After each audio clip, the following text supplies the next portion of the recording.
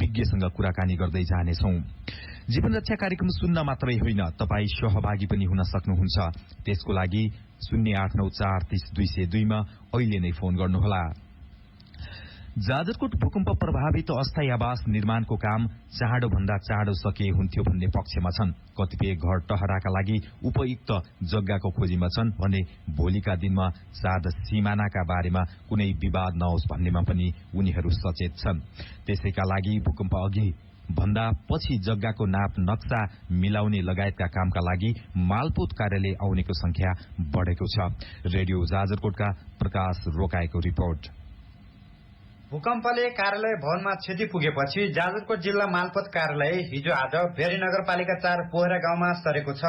शिक्षा विकास तथा समन्वय इकाई कार्यालयमा भेटिनु भएका छेडागाड नगरपालिका वडा नम्बर 12 कार्की गाउँका रतन बहादुर खत्री भाइहरूको अंशबन्डल लेनदेनको लागि अब मालपोत कार्यालय आइपुग्यो। मालपोत कार्यालय सोध्नु पर्ने कुरा अब सेवा गराइलाई अब झन्झटिलो भयो, किता काट प्रक्रिया ढिला भयो। अब अलि छिटो सेवा दिन पाए हुन्थ्यो। अब धेरै दिन पनि भइसक्यो, किता काट्ने प्रक्रिया चलिरहेछ। अब कसरी चाहिँ समस्या समाधान हुन्छ? जिल्लामा 7 वटा पालिका छन्। जग्गा सम्बन्धी प्रशासनिक कामका लागि 5 दिनसम्म पनि जिल्ला सदरमुकाम खलंगामा बस्नुपर्ने बाध्यता सेवा गराएको छ। भूकम्पपछि अस्थायी आवास बनाउनु पर्ने बेलामा 4-5 दिन सदरमुकाममा बस्नु पर्दा धेरैलाई समस्या भएको छ। छेडागाड नगरपालिका वडा नम्बर 12 का वडा अध्यक्ष प्रेम बहादुर खत्री विभिन्न पालिकाहरूबाट मान्छेहरू आइराख्नु भएको छ। काम कार्य सम्पादनमा 4-5-6 दिनसम्म बसेर काम गरिराख्नु भएको छ। कुन फाटमा के काम गर्ने भन्ने कुरा थाहा छैन। गुनासो पेटिकादेखि लिएर सोधपुछ कक्षहरूबाट जिल्ला मालपोत कार्यालयले ती सेवाग्राहीहरूलाई फाटहरूमा कुन फाटमा के काम हुन्छ भन्ने कुराहरूको जानकारी नपाएर अन्यलता देखिन्छ। मालपोत कार्यालय अस्थायी भवनबाट सञ्चालनमा आउनुले सेवाग्राहीलाई केही सुविधा त भएको छ, तर व्यवस्थित हुन नसकेको र एउटै कामका लागि दिनदिनै धाउनु परेको सेवाग्राही गुनासो गर्छन्। मेरो नाम पृथ्वीकुमार बुढा, छेटागाड 5। भूकम्पले यस्तो छेद विच्छेद भइरहेछ। मालपोतले सबभन्दा छिटो सरेतो काम गरिदियोस् भन्न चाहन्छु। मालपोत कार्यालयमा आउनेहरू प्राय जग्गाको लालपूर्जा आफ्नो नाममा गरेर भूकम्पले भत्काएको घर पुनर्निर्माणको योजनामा देखिन्छन्। सेवाग्राही दिनमा 60 देखि 70 सम्म आउने गरेको छन्। यो तथ्याङ्क भूकम्प अघि दैनिक 30 देखि 40 सम्म थियो। मालपोत कार्यालयमा कार्यरत रमेश साई जग्गा बाजेको भन्दा परबाजेकै नाममा रहने अवस्था रहेको थियो र अहिलेको हजुरको यो भूकम्प पछिको जसरी पनि हाम्रो टहरा बनाउनु पर्छ, घर बनाउनु पर्छ, अनि त्यसमा चाहिँ आफ्नो जग्गा चाहिन्छ र आफ्नो लालपूर्जा चाहिन्छ जस्तो मापदण्ड आउने जस्तो कुरा भएकोले पहिलेको सेवा लिन 30-40 जनाको मान्छेको दैनिक हजुरको फाइलहरू दर्ता हुन्थ्यो र सर्भिस डेस्कबाट त्यसरी काम हुन्थ्यो भन्दा अहिले करिब 60-70 जनाको एक दिनमा आउने अवस्था देखिएको छ। सेवाग्राहीले पनि एकै ठाउँबाट सेवा लिँदा अलि भिडभाड भएको धेरै अवस्था देखिन्छ। मालपोत कार्यालयको भवन ध्वस्त भएको 18 दिनपछि सेवाग्राहीले जग्गा सम्बन्धी सेवा लिन पाएका हुन्। भूकम्पका कारण घर जग्गा नामसारी गर्ने, साँध सीमा छुट्याउने बढेका छन्, तर अस्थायी संरचनाबाट दिएको सेवामा ढिलासुस्ती भएको उनीहरूको गुनासो छ। प्रकाश रोकाए, CIN रेडियो जाजरकोट। रिपोर्टपछि हामी कुराकानीतर्फ लाग्छौं। गत कार्तिक 17 गते राति बारेकोट गाउँपालिका वडा नम्बर 1 रामी डाँडालाई केन्द्रबिन्दु बनाएर आएको भूकम्पले जिल्लाका 17 वटा सरकारी कार्यालयमा क्षति पुग्यो, जसमा सबैभन्दा बढ़ी क्षति मालपोत कार्यालय र नापी कार्यालयले बेहोर्नु पर्यो। हाल जिल्ला मालपोत कार्यालय शिक्षा समन्वय इकाई कार्यालयको भवनबाट सेवा प्रवाह गरिरहेको छ। भूकम्प अघि भन्दा पछि जग्गाको नाप नक्सा मिलाउने लगायतका कामका लागि मालपोत कार्यालय आउने संख्या पहिलेको भन्दा अहिले बढ़ेको छ। आफ्नै छुट्टै भवन नहुँदा अर्काकै भवनबाट सेवा प्रवाह गर्दा देखिएका समस्या अनि कठिनाईका बारेमा कुराकानी गर्नका लागि हाम्रो अस्थायी स्टुडियोमा जिल्ला मालपोत कार्यालयका कार्यालय प्रमुख दिल्ली बहादुर केसी उपस्थित हुनुहुन्छ। केसीज्यू, कार्यक्रम जीवन रक्षामा स्वागत छ। केसीज्यू, भर्खरै सुन्नुभयो कि रिपोर्टमा अस्थायी कार्यालयमा भीड़भाड़ र ढिलासुस्ती छ। यो सुधारका लागि के कति काम भइरहेको छ? धन्यवाद हाम्रो सरोज ओली सरलाई। अहिले विगतको भन्दा अहिले सेवाग्राहीको चाप अत्यधिक बढेको छ।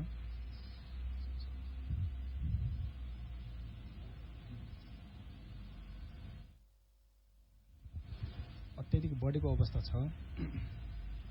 पहिले दैनिक 30-40 जति हाम्रो सेवाग्राहीहरू आउनुहुन्थ्यो भने अहिले यो भूकम्प पछिको अब अस्थायी टहरा निर्माण गर्ने क्रममा हाम्रो पालिका वडाहरूमा सम्मिलित व्यक्तिहरूले फर्म भर्दाखेरि अस्थायी ठहराको फर्म भर्दाखेरि राल पूर्जा पनि आवश्यक पर्ने भएको हुनाले अहिले त्यसमा अंश बन्न लगायतका कामहरू को चाप भएको हुनाले अलिकति भिडभाड भएको अवस्था छ। अनि भिडभाड त भयो, जुन तपाईँले अहिले आफै पनि एउटा अस्थायी कार्यालय खडा गरेर अस्थायी अर्काको भवनबाट सेवा प्रवाह गरिरहनु भएको छ। यस्तो अवस्थामा पहिलाको जस्तै आफ्नो जुन भाडाको घर थियो त्यो त पूर्ण रूपमा भत्किसक्यो। जब अहिले तपाईँ अस्थायी रूपमा कार्यालय सञ्चालन सेवा प्रवाह गरिरहनु भएको छ, तपाईँको कार्यालयले सेवा प्रवाह दिइरहेको छ, यसमा पहिले भन्दा अहिले कतिको चुनौती देख्नु भएको छ? अर्काको भवनबाट सेवा प्रवाह गर्दाखेरि तपाईँलाई कतिको चुनौती छ? धन्यवाद। अहिले हाम्रो जम्मा 3वटा कोठा मात्रै उपलब्ध भएको छ शिक्षा समन्वय इकाइको हलमा। त्यसमा हामीले नाफी पनि सञ्चालन गर्नुपर्ने, मालपोत पनि सञ्चालन गर्नुपर्ने र सम्बन्धित अफिस पनि रहेको हुनाले एउटै अफिसबाट 3वटा अफिसरको सेवा प्रवाह भइरहेको अवस्था छ। यसमा हामीले हाम्रो मालपोतमा विभिन्न फाँटहरू हुन्छन्, जस्तै अब हाम्रो रोक्का फाँट हुन्छ, मुद्दा फाँट हुन्छ, एसटी फाँट हुन्छ, रजी फाँट हुन्छ, कार्यालय प्रमुख कक्ष हुन्छ, लेखा फाँट हुन्छ। यी विभिन्न फाँटहरूलाई एकत्रित गरेर सबै एउटा कोठाबाट सेवा प्रवाह गरिरहेको अवस्था छ। यसमा पनि विगतको भन्दा भूकम्प पश्चात अलिकति कामको लोड बढेको हुनाले चुनौती नै बढेको अवस्था छ। अनि यो देखेको ढिला सुस्ती छ, चुनौतीहरू छ, कति दिनमा मालपोतमा देखिएको यो ढिला सुस्तीको समस्याको समाधान हुन्छ? यो त अब प्रत्येक काममा भर पर्ने कुरा हो। अब कसैको चाहिँ सामान्य एउटा किनबेच मात्रै हुन्छ भने त्यसलाई धेरै टाइम लाग्दैन। अब पहिलेदेखि आफ्नो बाजेको पालामा रहेको जग्गाहरू अब नाति समेत अंश बन्न गर्दाखेरि अलिकति टाइम लागेको अवस्था हो र यस्ता प्रकृतिका कामहरू थुप्रै भनौँ अब धेरै आएको अवस्था छ। अब 81 हामीले दैनिक 50-60वटा काम त अब गरिराखेकै अवस्था छ। तैपनि अब किता काट एउटा जग्गालाई चाहिँ 5 भाइको बन्द गर्दाखेरि 5-5वटा टुक्रा पार्नुपर्ने अवस्था भएको हुनाले किता काटमा अलिकति ढिला भएको हुनाले अलिकति समस्या परेको छ। धन्यवाद। अनि अर्को भूकम्प प्रभावित हिजो आज मालपोतमा आउने प्रयोजन भूकम्प अघिको भन्दा फरक छ कि उस्तै, कारण चाहिँ उस्तै हो? उस्तै छ। अब प्रभाव त अलि बढेकै छ पहिलाको भन्दा, सेवा गरेको चाप चाहिँ बढेकै अवस्था छ। तर सेवा प्रवाह गर्दाखेरि हामीलाई जति हामीले भाडामा लिएको भवन थियो, हाम्रा लगभग 7-8वटा कोठाहरू थिए। विभिन्न ठाउँबाट अब सेवा गरेको विभिन्न ठाउँमा पनि एउटा काम सकियो भने अर्को, रोका सकियो भने मोडमा जान्थ्यो, मोड सकियो भनेपछि एसटी रुजुमा जान्थ्यो, रुजु सकियो भनेपछि रजीमा जान्थ्यो। यसरी जाने क्रम चाहिँ एकै ठाउँबाट दिने भएको हुनाले अलिकति समस्या नै भएको छ। अनि मालपोत कार्यालय पूर्ण रूपमा क्षति भयो, भूकम्पका कारण कागजात पनि नष्ट भए के कस्तो अवस्थामा छन् कागजातहरू? सम्पूर्ण जुन तपाईँका कागजातहरू नष्ट भए कि थोरै मात्र भए कि जति कागजात निकाल्नु पर्ने थियो त्यो निकाल्न अहिलेसम्म सकिएको छैन कि कस्तो छ अवस्था? धन्यवाद हाम्रो सरोज जोली सरलाई। हाम्रो दैनिकी मोडहरू हामीले तल्लो फाँटमा थियो र त्यो हामीले सुरक्षित लिएर हामीले सेवा प्रवाह गरिराखेका छौँ।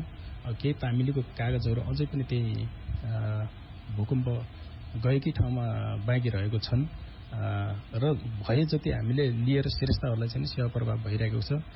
पहिलाको जस्तो ठ्याक्कै हामीले सेवा दिन त अब खोजेको बेला कागज पाउन मुस्किल नै छ। तैपनि हामीले चाहिँ त्यहाँ भए जतिका उबाट डकुमेन्टबाट हामीले हेरेर भेरिफाई गरेर सेवा प्रवाह गरिरहेका छौँ।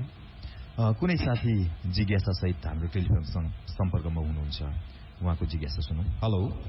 हजुर सर, नमस्ते। हेलो हेलो हेलो हजुर, कहाँदेखि को बोल्दै हुनुहुन्छ? नमस्ते, म कुशे गाउँपालिका वडा नम्बर 9 देखि म विकास रोगाए बोल्दैछु। विकासजी, तपाईँको प्रश्न के छ राख्नुहोस् है। जुन भूकम्पको कारणले मालपोत कार्यालय जसरी जीर्ण रूपमा छ, भत्किएर कुनै पनि कागज कागज हामीले भेटाउने अवस्था पनि देखेनौँ। तस्विरहरूमा हामीले सार्वजनिक सञ्जालमा देखियो। अब सेवाग्राहीहरूले अब नयाँ पुनर्निर्माणमा जाँदैछौँ, अस्थायी टहरा पनि निर्माणको कार्यक्रम छ। अब यो बढ्दै जाँदाखेरि कसरी जाने नोक्सानको कुरा छ, मालपोतको धनी पूजाको कुरा छ। हामीले कार्यालय नयाँ ठाउँको राम्रो सरेको छ भन्ने सुनेका छौँ। अब लाभदायक हामीले कसरी चाहिँ त्यो लिने सेवा लिन सकिन्छ र नक्साहरू अथवा हाम्रो ध्वनि पूर्जाहरू कसरी हामीले प्राप्त गर्न सक्छौँ, त्यहाँ भएका सामग्रीहरू हराएका छन् होला, सायद त्यसलाई चाहिँ नयाँ बनाउँदाखेरि हाम्रो अब जनताहरूले कसरी चाहिँ त्यसलाई आफ्नो सहज पहुँचमा लिन सक्ला र कसरी हिजो जस्तै सेवा सुविधा लिन सकिन्छ होला भनेर प्रश्न थियो मेरो। प्रश्नका लागि धन्यवाद। धन्यवाद हाम्रो सरलाई। हाम्रो सबै डकुमेन्टहरू त छेदविच्छेद भएको अवस्था छैन। करिब करिब हाम्रो 80% जति हामीले डकुमेन्टहरू सुरक्षित लगेर त्यो शिक्षा तथा सुन्ने इकाइको भवनमा राख्न सफल भएका छौँ र आम जनतालाई अब मैले प्राप्त गरेको पूर्जा अब डकुमेन्टहरू त्यसमा छेदविच्छेद भयो होला र मैले पुनः त्यहाँ गएर प्राप्त गर्न खोजेँ भने पाउन सक्छु सक्दैन भन्ने गुनासो चिन्ता गर्नु स्वाभाविकै कुरा हो र म उहाँलाई एकदम चिन्ता नलिन आग्रह गर्दछु। हामीले सके जति हाम्रो डकुमेन्टहरू सुरक्षित छ र तपाईँले सेवा प्रवाह लिन आउनुभयो भने तपाईँको चाहिने सुरक्षित पूर्जा लिएर आउन म अनुरोध गर्दछु। हाम्रो तामिलीमा नभेटे पनि हामी हजुरले प्राप्त गरेको पूर्जाबाट पनि हामी सेवा प्रवाह गर्न सक्नेछौँ। हजुरलाई चाहिँ यही म विश्वास दिलाउन चाहन्छु। अनि मैले अघि पनि कुरा गरेँ, जुन घर भत्किसकेपछि, जुन अफिस भत्किसकेपछि त्यहाँभित्रका महत्त्वपूर्ण कागजातहरू, कुनै पनि कागजातहरू मान्छेका नष्ट भयो भने हामी त्यसलाई कसरी पछि सम्बोधन गर्न सक्छौँ? जुन अब जग्गाका लाल पूर्जाहरूको कुरा होला, ती कागजातहरू भेटेनन्, भत्किएर सबै नष्टै भयो भने हामी कसरी चाहिँ जुन जग्गा धनीलाई नयाँ कागजात दिन सक्छौँ? धन्यवाद। अनि हाम्रो सम्पूर्ण डकुमेन्टहरू सुरक्षित नै छ। यदि भेटिएन भने पनि जग्गा धनीले प्राप्त गरेको पूर्जालाई आधार लिएर हामीले पूर्जा पुनः प्रवाह गर्न सक्छौँ र कहीँ केही पूर्जा पनि अब हराएको अवस्था छ भनेपछि हामीले स्थानीय सरकारको रोबरमा साँची सरजीवन फिल्ड रेखाङ्कन गरेर पनि हामी पूर्जा उपलब्ध गराउन दिन सक्छौँ। यही नै मैले जानकारी। अनि तपाईँलाई जिल्ला मालपोत कार्यालयलाई जुन भूकम्पपछि सरकारले गर्नुपर्ने काम कारबाहीहरू जुन एउटा हुन्छ नि, ल है पूर्जाहरू यस्तो यस्तो अवस्थामा छन् भने सरकारको सपोर्ट कतिको पाउनु भएको छ? धन्यवाद। अब हामीलाई जति बेला विपद परेको थियो मालपोत कार्यालय नाफी कार्यालयमा, त्यति बेला हामीलाई विभाग मन्त्रालयबाट धेरै कुराहरू समन्वय भएको थियो र जति सकिन्छ आफ्नो भएको डकुमेन्टलाई सुरक्षित लगेर राख्नुहोस्, त्यो तपाईँहरूको जिम्मेवारी हो र हामीले पनि सहयोग गर्छौँ भन्ने कुरा पनि भएको थियो र हामीले त्यही अनुरूप काम गरेर भएको जति हामीले डकुमेन्ट सुरक्षित राख्न सफल भएका छौँ र कतिपय हाम्रो सेवाग्राहीहरूलाई यो दूरदराजमा खबर नपुगेको ठाउँमा अब मैले चाहिँ सब ध्वस्त भएको अवस्था छ, मैले चाहिँ पूर्जा पाउन सक्दिनँ कि अहिले यो फर्म भर्ने अवस्था छ, मैले त्यहाँ गयो भने के होला कस्तो होला भन्ने जुन भरम भइरहेछ त्यसलाई चाहिँ बिर्सिएर हाम्रो पहिलेको अवस्थाभन्दा पनि तल हाम्रो बोराबाट सेवा प्रवाह भइरहेको छ। किताकात पनि पुनः सुचारू भएको अवस्था छ। यदि व्यक्तिले पूर्जा प्राप्त गर्नुभएको छ र पूर्जा हराएको अवस्था छ भने पनि हामीले त्यसको श्रेष्ठता हेरेर, श्रेष्ठता नभए पनि त्यसको तामिली हेरेर, तामिली श्रेष्ठता ठिक रहेछ, उसले पूर्जा पाएकै अवस्था रहेछ भनेपछि हामीले सरजीवन फिल्ड रेखाङ्कन सरजीवन गरेर पनि पूर्जा दिन सक्छौँ, उपलब्ध गराउन सक्छौँ। अनि सर जुन सरकारको त कुरा गरिहाल्नु भयो, अहिलेसम्म मैले भने आश्वासन मात्रै दिने कुरा त भइहाल्यो। अहिले पनि अब सरकारले अस्थायी मान्छेलाई अस्थायी टहरा निर्माणको लागि यो मङ्सिरभित्र नै सक्नुपर्छ भन्ने कुरा थियो। गएको 1 महिना बढी नै भइसक्यो। त्यसरी नै सरकारले आश्वासन दिने मात्रै त छैन नि, जुन तपाईँलाई गर्नुपर्ने सहयोग सरकारी तर्फबाट अहिले चाहिँ तत्कालको लागि केही सहयोग गरेको छ कि छैन? अहिले तत्कालको लागि त्यस्तो सहयोग केही भएको छैन र हामीले जति हाम्रो इक्विपमेन्टहरू छेदविच्छेद अवस्था भएको छ र हाम्रो फर्निचर फिक्चर्सहरू क्षति भएको अवस्थामा हामीले मूल्याङ्कन गरेर क्षति भएको भरिलाई हामीले उसमा के भन्छ हाम्रो भूमि व्यवस्थापन तथा अभिलेख विभागमा माग गर्ने काम गरेका छौँ र विभागबाट तत्कालै सम्बोधन नभए पनि हाम्रो मागलाई पछिसम्म सम्बोधन हुनेछ भन्ने विश्वास लिएको छु। अनि काममा ढिलासस्ती हुँदै गर्दाखेरि जुन गुनासोहरू अलिकति टाढा पनि भयो, 3-4 दिन लाग्ने अवस्था जुन गुनासोहरू पनि आयो, त्यहाँनिर कर्मचारीको अभाव हो कि या त अस्थायी जुन संरचनाबाट अस्थायी रूपमा आफूले सेवा प्रवाह गर्दाखेरि देखिएको समस्या हो? यसमा निश्चय नै हाम्रो सेवा प्रवाह गर्ने ठाउँको अवस्थाले गर्दा भएको हो र पहिलेको भन्दा पनि अब पूर्जा प्राप्त गर्नलाई, अंश बन्द गर्नलाई अत्यधिक सेवा गराएको चाप भएको हुनाले मात्रै समस्या परेको हो र हामीले जति सक्यो त्यसलाई हाम्रो स्टाफहरूले, कर्मचारीहरूले हामीले गर्न सक्ने जति सेवा गरेर प्रवाह गरिराखेका छौँ। अनि सर, जुन सेवाग्राही अहिले त टाढाबाट 7वटा स्थानीय तह छ, जुनिचारी, कुसे, त्यसै गरी बारेकोट, नौगाडका विभिन्न ग्रामीण भेगहरूबाट सदरमुकाम एउटा जग्गाको लागि सदरमुकाम आउनै पर्ने बाध्यता छ। अनि यो बाध्यताको अन्त्य गर्न सकिँदैन? निश्चय नै यसलाई हामीले घुम्ती सेवा मार्फत दिन सक्छौँ। एउटा सेवा विकल्प भनेको एउटा त्यो हो।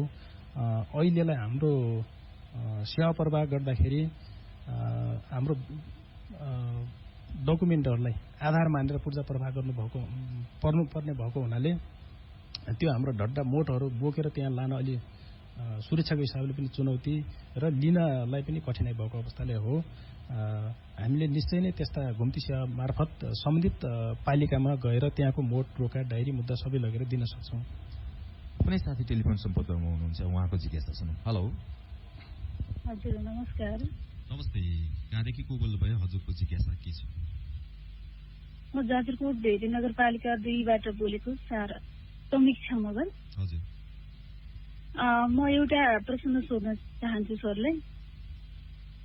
मुलुकको डिजिटल युगमा प्रवेश गरिसकेको छ र यससँगै हाम्रो जाजरकोटको मालपोत कार्यालयमा हरेक ठाउँमा अनलाइन प्रणालीबाट कामहरू भइरहेको छ। जाजरकोटमा के छ? यदि त्यो अनलाइन लागू प्रणाली भएको छ कि छैन? यदि छ भने हामी मोबाइल एपबाट कसरी हेर्न सक्छौँ? यदि छैन भने यो सेवा सुरु किन नभएको हो भनेर मैले उहाँलाई प्रश्न सोध्छु। धन्यवाद बहिनीलाई। हाम्रो अनलाइन प्रणाली मार्फत नै सेवा प्रवाह भइरहेको अवस्था छ र त्यो नागरिक एपमा हेर्नलाई हामीले हाम्रो 118वटै मालपोत कार्यालयहरूमा पूर्ण रूपमा अनलाइन सेवा प्रणाली सुचारू भएको अवस्था हुनुपर्छ र केही विकटका जिल्लाहरूमा अझै पनि हाम्रो अनलाइन सेवा प्रारम्भ हुन बाँकी नै छ। त्यो सबै पूरा भयो भने मात्रै हामीले नागरिक एपबाट त्यो सेवा प्रवाह हेर्न सक्छौँ र हाम्रो 2076 सालदेखि मालपोत कार्यालय जाजरकोट पूर्ण रूपमा अनलाइन सेवा प्रणालीबाट नै सञ्चालन भइरहेको अवस्था छ। अनि सर, अघि पनि हामीले कुरा गऱ्यौँ, जुन हजुरले पनि भन्नुभयो, यो घुम्ती शिविर गरेर पनि टाढाका मान्छेहरूलाई चाहिँ सेवा दिन सकिन्छ भन्ने कुरा। अनि घुम्ती शिविर चलाएर सेवा दिन सक्ने अवस्था छैन कि अहिले तत्कालको लागि यो अवस्थामा, कि यस बारेमा केही छलफल चलिरहेको छ कि के छ अवस्था? अहिले तत्कालै यस्तो अवस्था त छैन र हामीले कुनै पालिकाबाट त्यस्तो माग भएर पनि आएको अवस्था छैन। यदि स्थानीय सरकारबाट त्यसरी माग भएर आएमा र हामीलाई हाम्रो सम्बन्धित पालिकाको मोट त्यो महत्त्वपूर्ण दस्तावेजहरू सुरक्षित साथ लैजानेर त्यहाँ लगेर सेवा प्रवाह गरेर सेवा प्रवाह गरुन्जेलसम्म सुरक्षा दिएर फेरि सुरक्षित साथ यस्ता ल्याउनमा सहयोग गरेमा हामी चाहिँ निश्चय नै हामी त्यो ठाउँमा गएर हामी सेवा प्रवाह गर्न सक्नेछौँ र अलिकति हाम्रो अनलाइन सेवा प्रणाली नै सुचारू भएको अवस्था हुनाले सम्बन्धित पालिका पनि हाम्रो नेट इन्टरनेटहरूको व्यवस्था हुनुपर्ने जरुरी हुन्छ। जुन भूकम्प प्रभावितलाई चाँडै सेवा दिने बारेमा केही सोचेको छ कि छैन?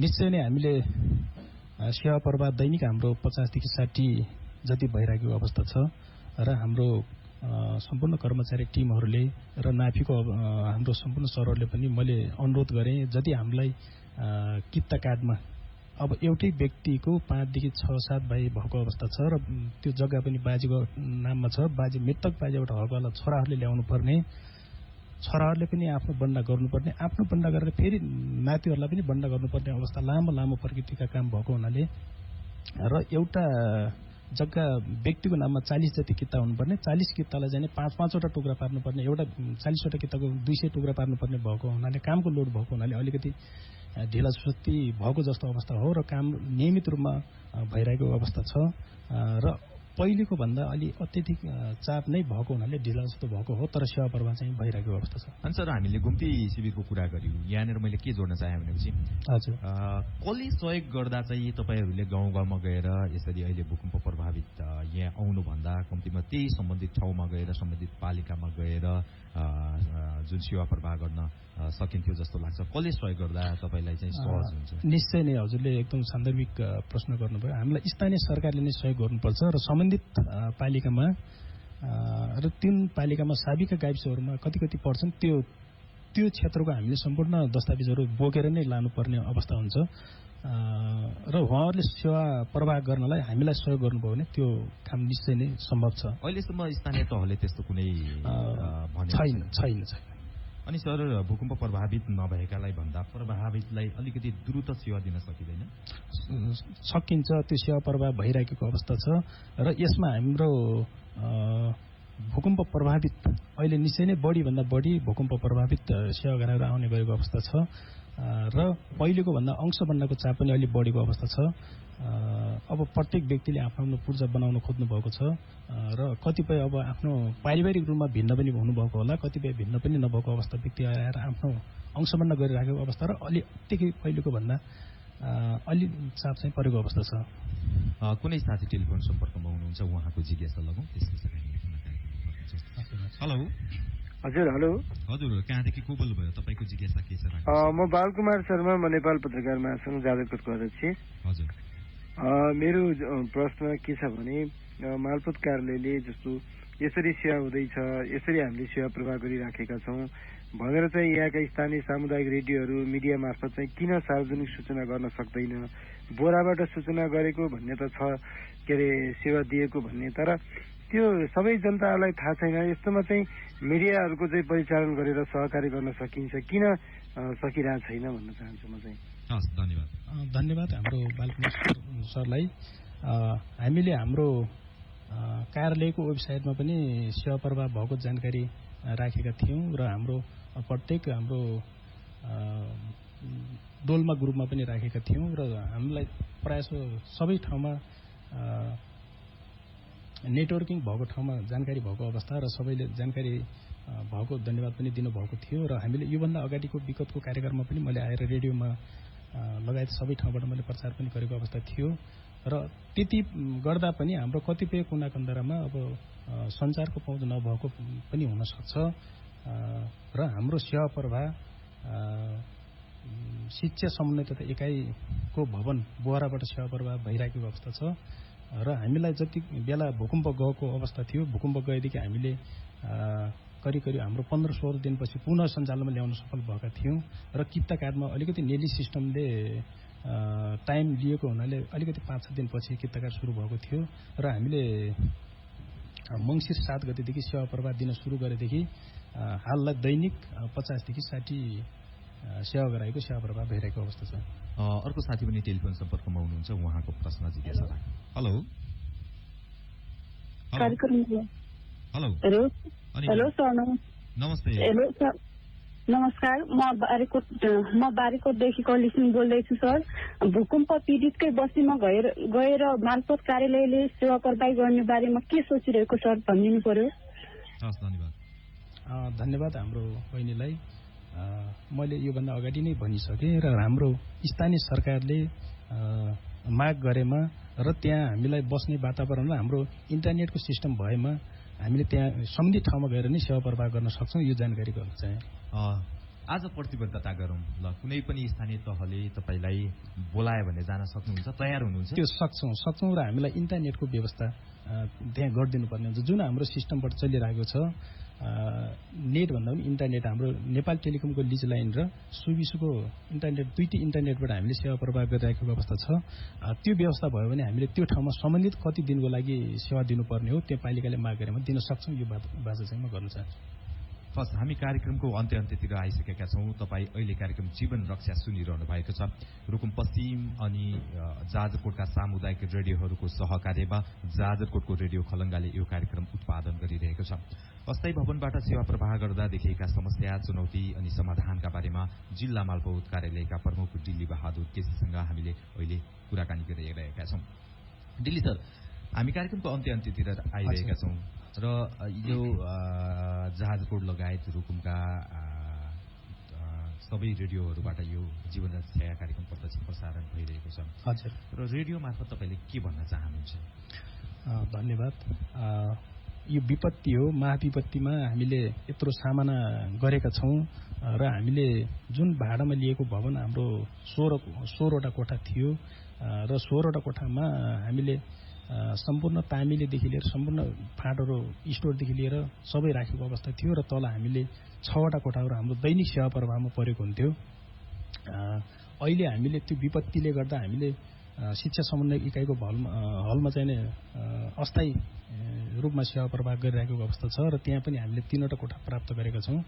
3वटा कोठामध्ये हाम्रो एउटा कोठामा सम्पूर्ण तामिलको कागजहरू व्यवस्थापन गर्दैछौं र त्यसमा पुरै थुप्रो लाएर हामीले मल फ्याके जस्तै गरेर थुप्रो लाएर राखेका छौं र त्यसलाई हामीले व्यवस्थापन गर्दैछौं र हाम्रो जति दैनिक हाम्रो सेवा प्रवाह हुँदाखेरि सजिलो तरिकाले हामीले माथिबाट दिइरहेको थियो त्यो अवस्था भइरहेको अवस्था छैन र सबै फाँटहरू एउटै कोठाबाट दिन बाध्य छौं र त्यसमा पनि अहिले पछिल्लो पिरियडमा अलिकति पहिलेको भन्दा अहिले भूकम्प प्रभावितहरू आफ्नो पूर्जा लिन आउने र अंशबन्ध गर्न आउने र किता कार्डहरू दैनिक हाम्रो दृष्टिबन्धहरू बैंकिक दृष्टिबन्धीहरू लघु वित्तीय दृष्टिबन्धहरू गर्न आउनेहरूको संख्या चाप बढिरहेको अवस्था छ र तैपनि हामीले बेला बेलामा बत्ती जाने र हाम्रो इन्टरनेटले कुनै बेला काम नगर्ने चिसोको टाइममा त्यो भएको अवस्था छ र हुँदा पनि त्यस्तो समस्यालाई पनि हामीले टाइममा त्यसलाई समाधान गर्दै हामीले सेवा प्रवाह जारी गर्न सफल भएका छौँ। हस्, धन्यवाद सर। धन्यवाद। यो सँगै कार्यक्रम जीवन रक्षाको समय आजलाई सकिएको छ। आजको कार्यक्रममा हामीले अस्थायी भवनबाट सेवा प्रवाह गर्दा देखिएका समस्या, चुनौती अनि समाधानका बारेमा जिल्ला मालपोत कार्यालयका प्रमुख दिल्ली बहादुर केसीसँग कुराकानी गर्यौं। कार्यक्रम सुनिसकेपछि तपाईको मनमा उठेका प्रश्न र कुनै विचार भए हामीलाई पठाउन वा लेख्न सक्नुहुनेछ। यसका लागि हाम्रो इमेल ठेगाना radiokhalanga@gmail.com, IVR नम्बर 015268646 मा फोन गरेर दिइएको निर्देशन अनुसार आफ्नो विचार पनि तपाईँ रेकर्ड गर्न सक्नुहुन्छ। हवस् त, कार्यक्रम जीवन रक्षामा भोलि बिहान 7 बजे फेरि भेटौँला। आजको अङ्कबाट म सरोज ओली पनि बिदा हुन्छु। नमस्कार।